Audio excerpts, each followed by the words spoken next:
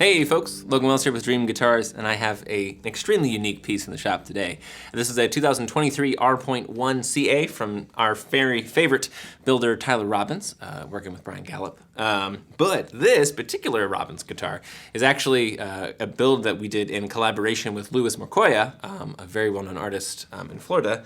And as a result, there are some really cool visual elements going on with this guitar, which totally fits with Tyler's whole presentation and whole movement, really. And also, the voice in this thing is really fun. Back and sides are African Blackwood. The top is Italian Spruce, which is pretty much one of my favorite combinations out there.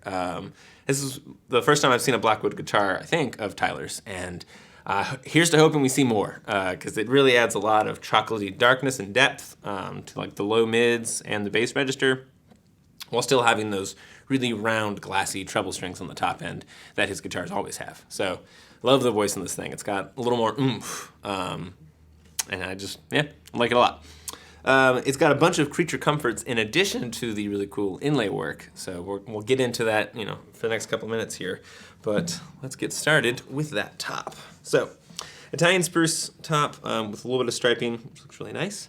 Now you'll notice that we have a lot of inlay work on this guy. So we have some arcing details here at the bridge and the rosette, which also informs the sound hole circle, as it were. And then that then traces up the fingerboard, and you'll find it at the head plate. And at the head plate, you'll also notice there is a cicada inlaid into the truss rod cover, which looks really good. And so there's a cicada motif that's also featured on the back, which we'll get to. You'll notice that the whole thing is trimmed out with some nicely figured koa, and a lot of those inlays are also done with that same koa. Now, we do have Tyler's bevel here, his arm bevel here, which terminates sort of like a Ryan style, and then sort of like a geometric laskin, if you will, here at the top. But he also added this like miniature sound port at the top, up about waist, and that is really cool. I can't think of anyone really who does stuff quite like that, and it just looks really good. And I think you can hear yourself just a little bit better with that being in there. But it's just super sick. So coming around to the sides, we've got that African Blackwood. It's a very light colored set too. You actually get to see some of the grain, which usually you don't because Blackwood's just so, black. But we also have this rib bevel here. Again, same kind of dual terminations. And then coming around to the back, there's that African Blackwood set with some really fun figuring pretty much across the whole thing. So again, more of these kind of sprawling inlays, yonder and yonder, and the centerpiece, of course, is another cicada, which, I love that so much. Yeah.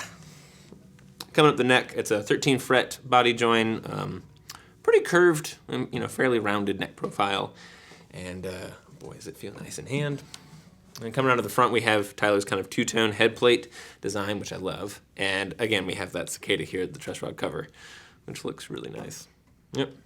Additionally, this guitar is fretted with Evo frets, so that gold kind of matches the red purflings and the koa very nicely, and it means you don't have to worry about fretwork for a very long time. So, pretty great stuff. So if you're interested in learning more about Tyler Robbins, give us a shot. We'd love to chat. Cheers.